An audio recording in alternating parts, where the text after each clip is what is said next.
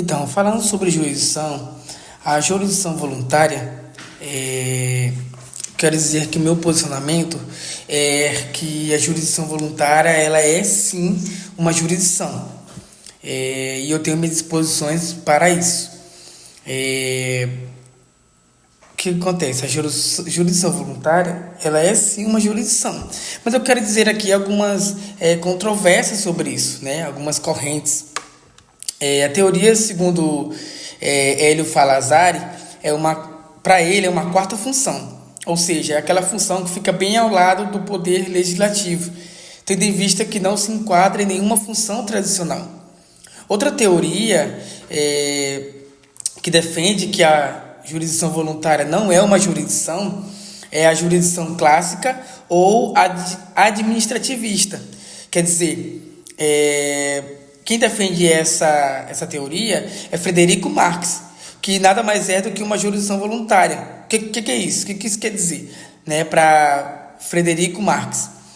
Uma jurisdição voluntária ela é materialmente administrativa e subjetivamente judicial. Ou seja, é uma atividade administrativa do Poder Judiciário destinada a tutelar direitos individuais.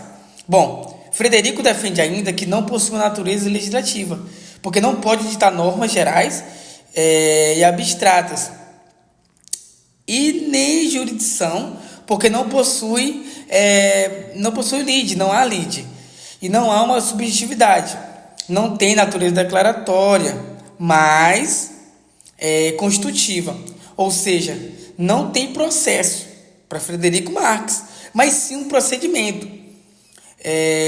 Não tem partes, na verdade, mas sim interessados. Nessa teoria clássica, a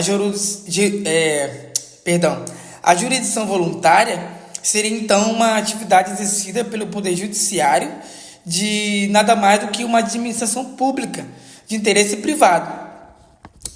Já Teodoro Júnior afirma que o juiz, então, nesse caso, ele realiza uma gestão pública em torno de interesses privados, ou seja, o juiz não pode exercer a função jurisdicional, mas sim ele atuaria ali como se ele fosse uma espécie de um tabelião, apenas dando nota. Já na verdade a teoria jurisdicional, que é a teoria que eu defendo aqui, nós temos aí alguns questionamentos, né, por aqueles doutrinadores que defendem que a jurisdição voluntária não é jurisdição. E a respeito dessas teses, desses questionamentos, Leonardo Greco responde todos esses questionamentos. Por exemplo, no questionamento sobre a ausência de lide, na verdade, a presença de lide aí não é essencial. Além disso, pode-se ter lide, como é o caso de interdição, né? Interdição de incapaz. Pode-se ter aí. Já no questionamento da subjetividade, há atividade substitutiva das partes na jurisdição voluntária, pois pode sim ocorrer de não ter efeitos válidos sem intervenção judicial. O que acontece nessa atividade não compete ao juiz, é lógico, né? Ou originariamente, que nesse caso substituirá. O juiz pode atuar, nesse caso, como um terceiro imparcial. O que não se passa com o Estado e a administração. E um outro questionamento que Greco responde é a natureza declaratória. O judiciário ele atua em direitos pré-existentes, como declaração, para efetuar alterações nas situações jurídicas, ou seja, constitutiva, acaba constituindo. Um exemplo disso é a separação consensual, né, o divórcio consensual, onde o juiz ali ele só homologa o que as partes decidiram entre si, né? Não existe ali interesse de menores, o casal está ali bem consenso, vamos dizer assim. Segundo Fred Didier, as decisões judiciais proferidas, quando no exercício da jurisdição voluntária, são capazes, sim, de alcançar coisa julgada. Um exemplo prático disso, nós temos, como eu já falei aqui, um divórcio consensual. Nós temos ainda a declaração de óbito, naqueles casos de mortes presumidas, bem como preconiza no Código Civil.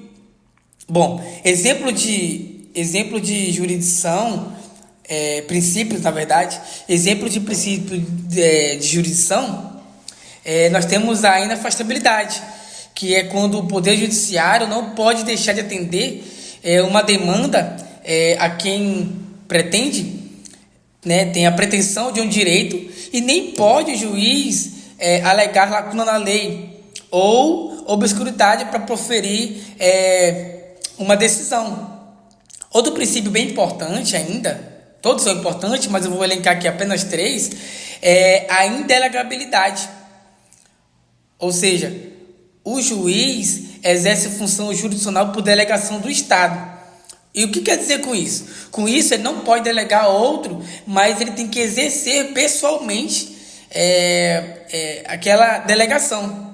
Por fim, temos aqui o princípio da inércia, ou seja, o juízo não pode agir de ofício, devendo ser provocado na sua jurisdição pelas partes.